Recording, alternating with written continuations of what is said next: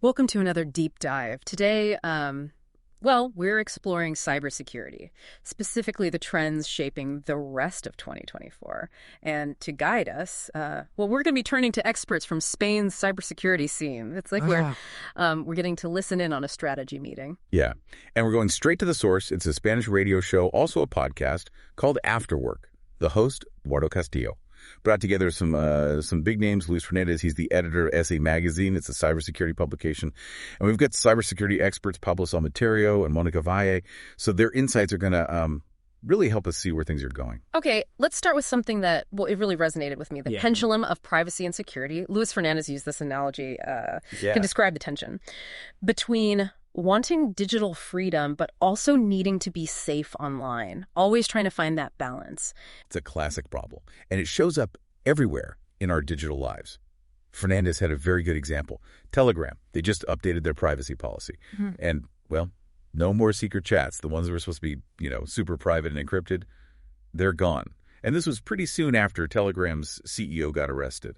Now that's interesting. If you were using Telegram for sensitive conversations, you were relying on that extra privacy. This is a huge change. Makes you wonder if Telegram, if it was strategic or if they're being pressured, by governments to make their platform more accessible to law enforcement. Really shows the constant push and pull between privacy and national security. Exactly. And we've seen this before. Remember the fight between Apple and the FBI? After the Boston Marathon bombing, FBI wanted Apple to unlock a terrorist's iPhone, but Apple said no.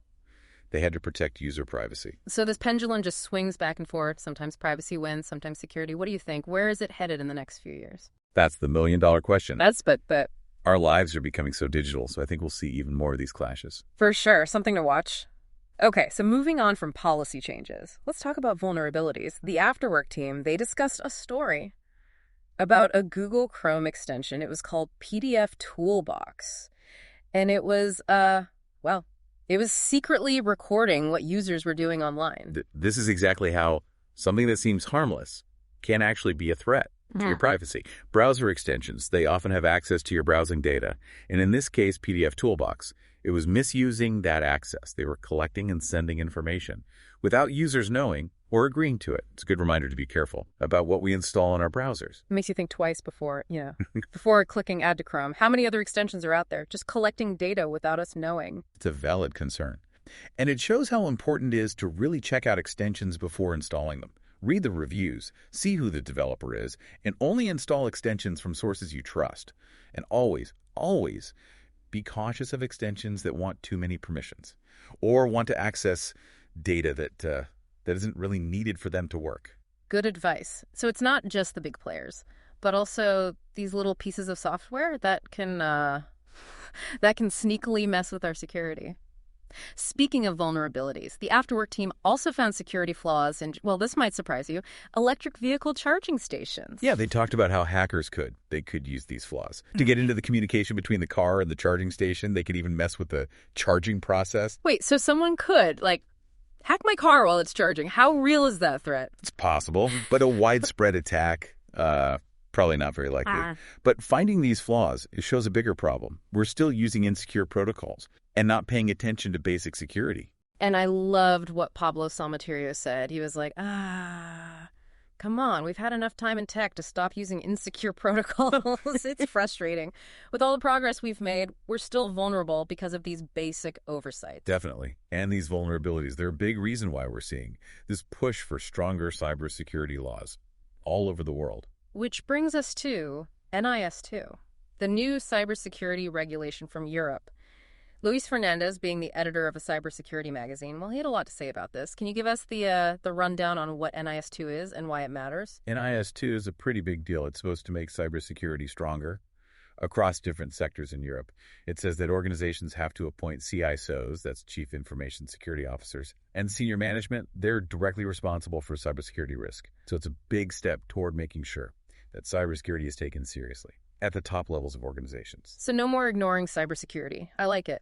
But with any big regulation, there are always challenges. What did Fernández think about that? He made a good point about potential friction.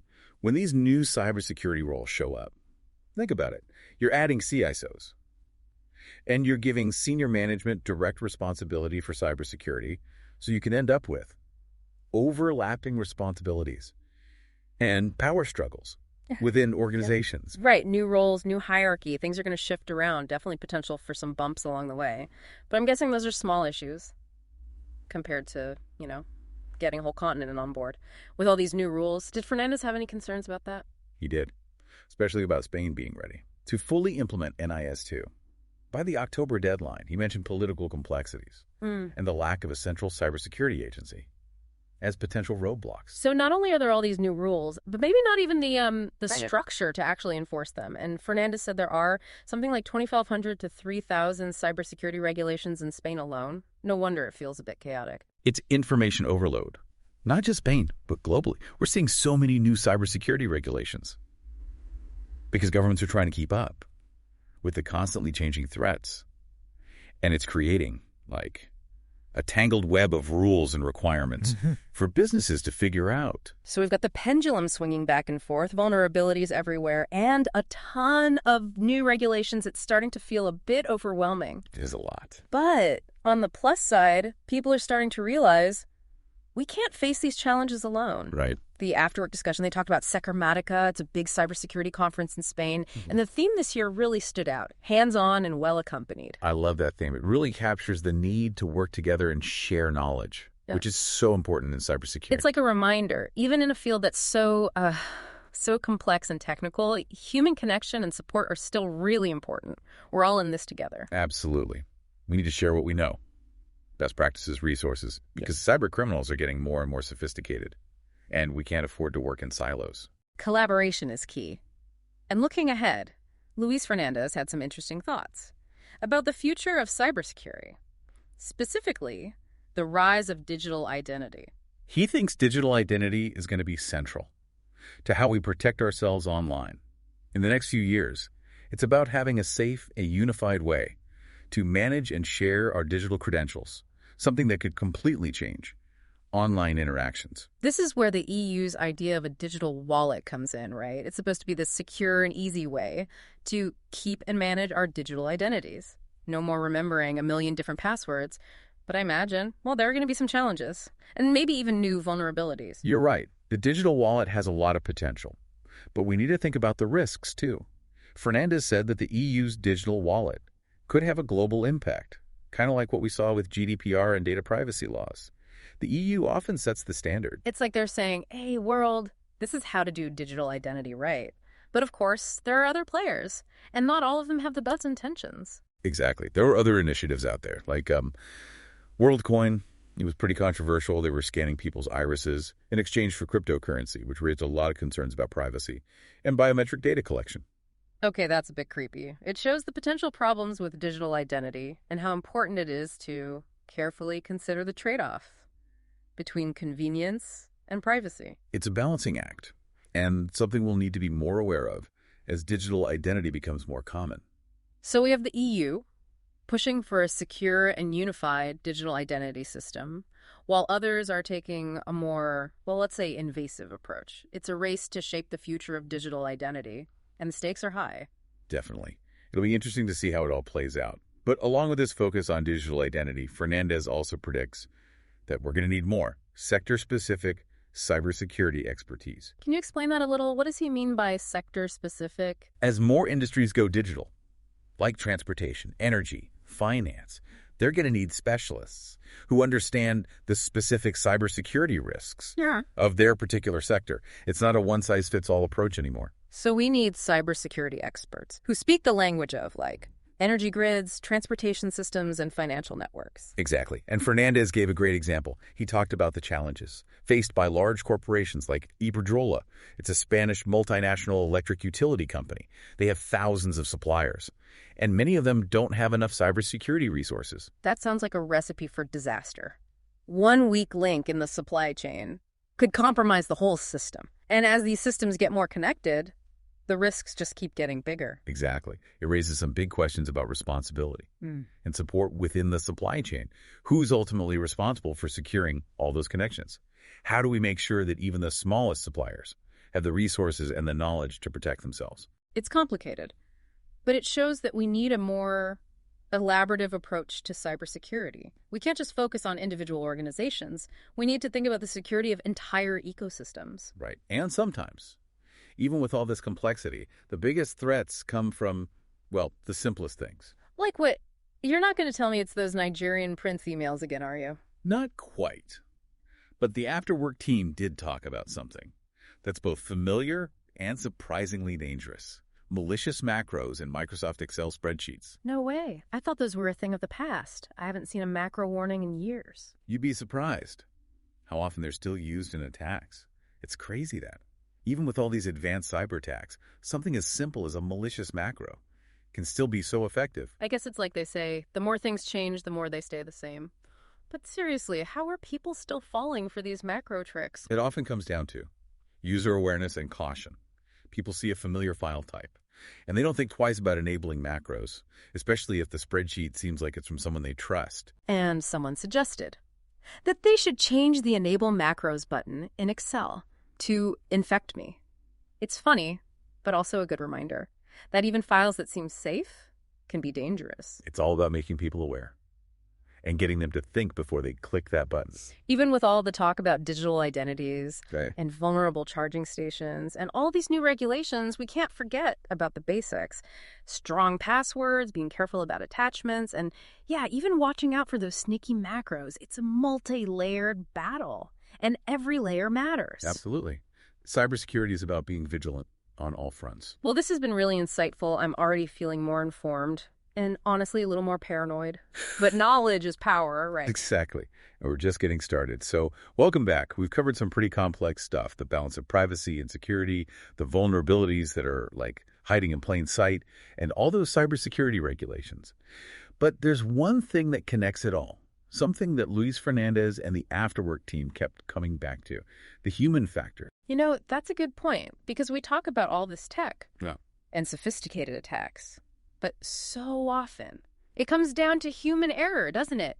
We're the ones clicking on those phishing links, downloading those infected files, and just, making silly mistakes that compromise security. It's true. We're often the weakest link. Think about it.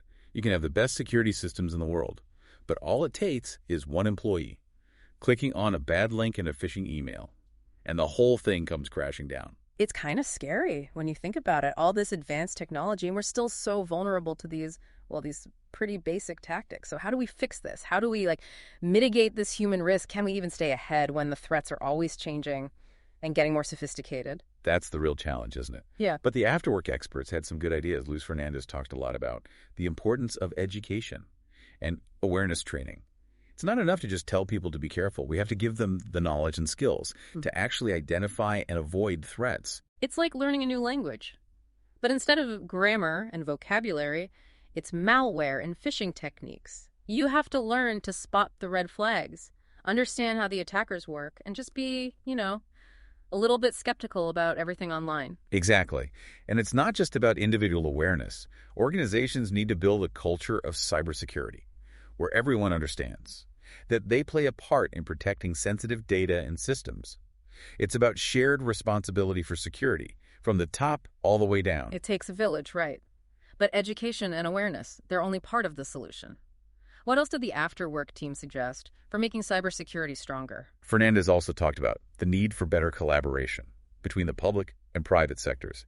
He said that governments and businesses, they need to work together to share information about threats, develop best practices, and coordinate responses to cyber attacks. It's like a neighborhood watch program. But for the digital world, cyber criminals, they don't care about borders, so why should our defenses? Exactly. And on that note, Fernández emphasized international cooperation in cybersecurity.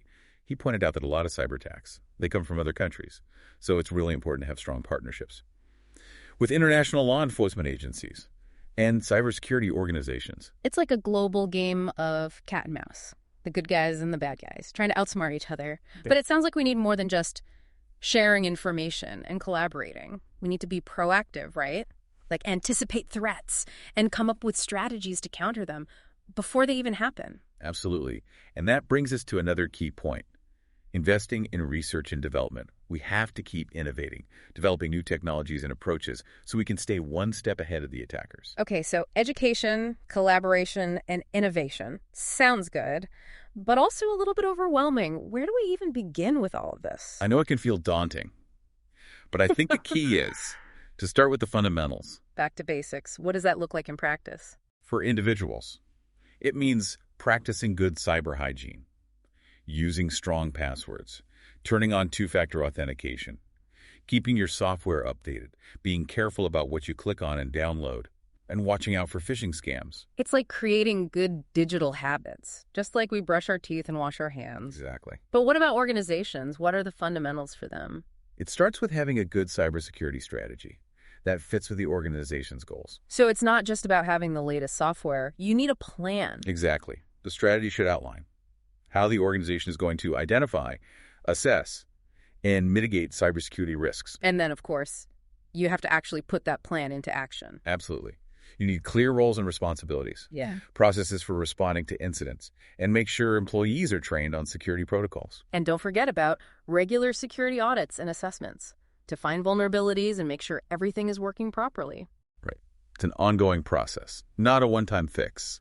And like we said before, it's so important to create a culture of cybersecurity where everyone understands how important security is and feels like they can report potential threats.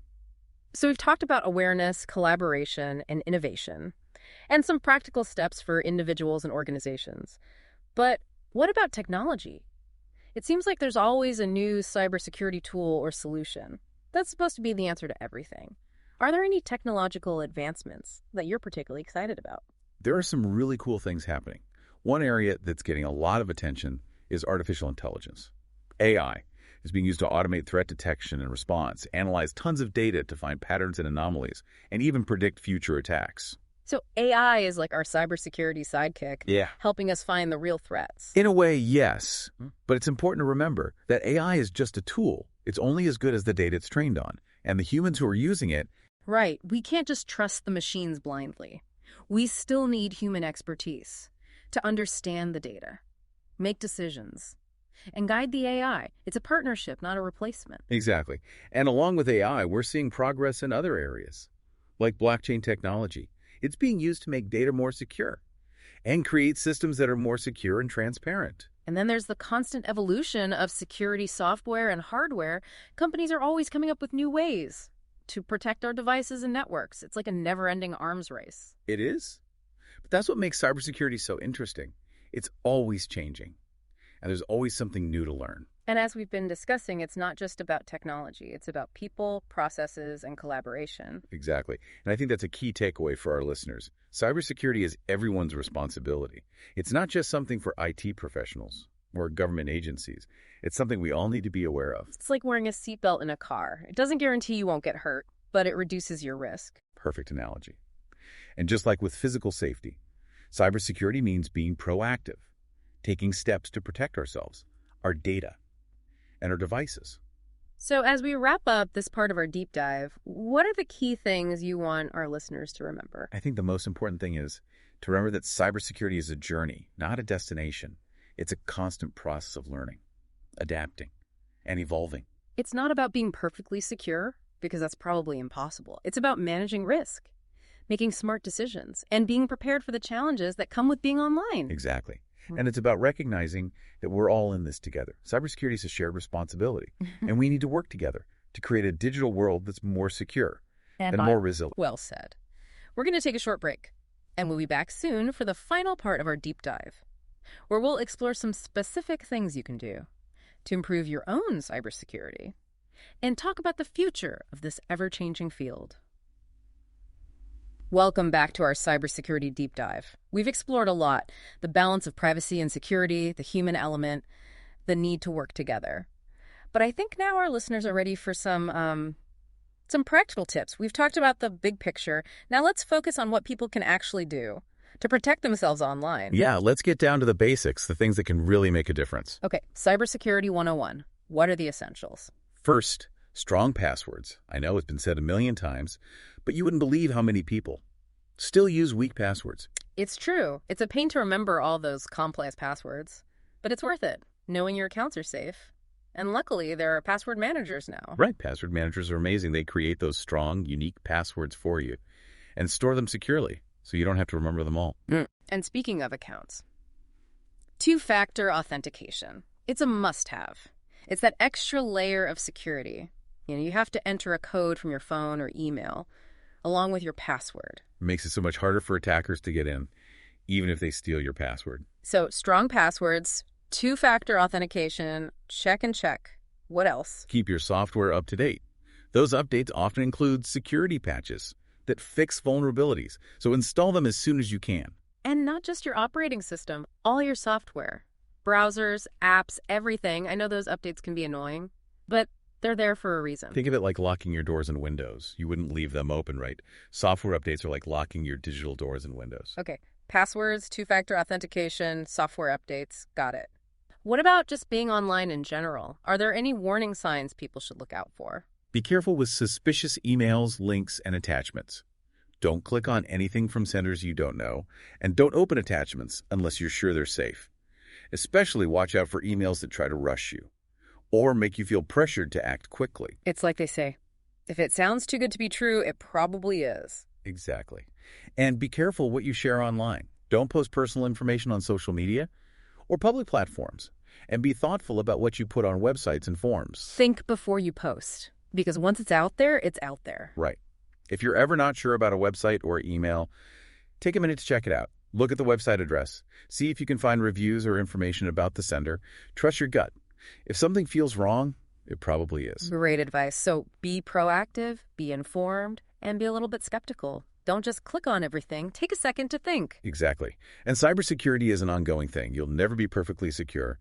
It's about managing risk, making good choices, and being ready for the challenges of being online. It's like staying healthy. It's not about never getting sick. It's about having a strong immune system, making healthy choices, and being prepared if you do get sick. I like that. So we've covered a lot in this deep dive: trends, challenges, collaboration, and practical tips for staying safe. But before we finish up, let's look ahead. What's next for cybersecurity? What should our listeners be thinking about? Well, Luis Fernández and the Afterwork team, they talked about a few key things that will probably continue to be important. We've already discussed digital identity and how everyone is trying to create secure systems. That's something to keep an eye on. Right. The digital wallet is going to be huge. Yeah. But it comes with its own set of problems. Exactly. And as more and more industries go digital, we're going to need more specialists, people who understand the cybersecurity risks of specific sectors like energy, transportation, healthcare, even space exploration. So we'll need experts who know how to secure power grids, transportation systems, medical devices, even satellites. Exactly. And AI is going to become even more important in cybersecurity.